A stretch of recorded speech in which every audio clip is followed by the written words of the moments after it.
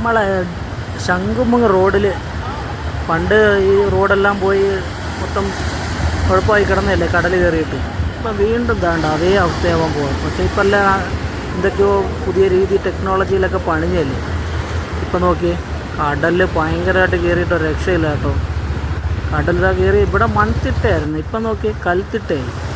ആൾക്കാർ പ്രവാസ സവാരിക്കൊക്കെ പോകുന്ന സ്ഥലമാണ്, മണ്ണായിരുന്നു ഇവിടെ.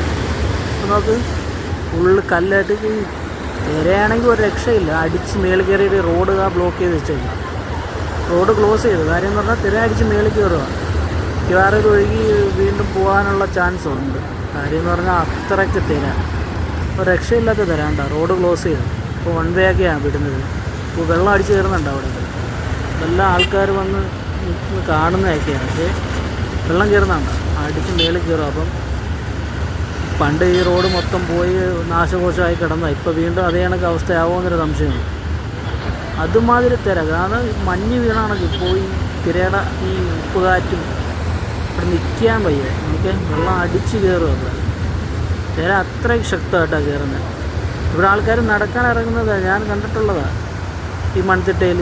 പിന്നെ അപ്പുറത്ത് മറ്റേ കമ്പവല വലിക്കുന്ന വീഡിയോ കിട്ടിട്ടില്ല, അത് ഇവിടുത്തെ തന്നെ കമ്പവല വലിക്കുന്ന സ്ഥലമൊക്കെയാണ്. നോക്കി ഇപ്പോൾ അത് റോഡ് ക്ലോസ് ചെയ്ത് ഇത്രയും കല്ലും ഒക്കെ ആയിട്ട് പോകും.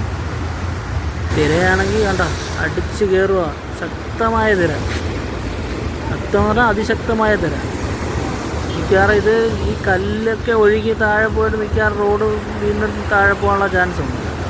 ഇത് കെട്ടിയപ്പോൾ ഭയങ്കര എന്തോ കറവിലൊക്കെ എങ്ങനെയൊക്കെയോ ചെയ്തെന്നൊക്കെ പറഞ്ഞ് കെട്ടി, ഇനി വെള്ളം അങ്ങനെ അടിച്ച് കയറത്തില്ല, റോഡ് പോകത്തില്ല എന്നൊക്കെ പറഞ്ഞ് കെട്ടിയ റോഡാണ്. പക്ഷേ ഇങ്ങനത്തെ അവസ്ഥയാണെങ്കിൽ ഇത് മിക്കവാറും റോഡ് വീണ്ടും പോകുമെന്ന് തോന്നുന്നു. കാര്യം എന്ന് പറഞ്ഞാൽ അത്രയും മണ്ണൊലിച്ച് അടിയിൽ നിന്ന് പോയി കഴിഞ്ഞാലേ കണ്ടോ, നമ്മളെ വണ്ടി ഇപ്പം ഇപ്പുറത്തെ കൂടെ വിടുന്നത്. റോഡ് അപ്പുറത്തെ റോഡ് ക്ലോസ് ചെയ്ത് വെക്കുക. ആൾക്കാരെല്ലാം നിന്ന് കണ്ടോ വീഡിയോയും ഫോട്ടോ ഒക്കെ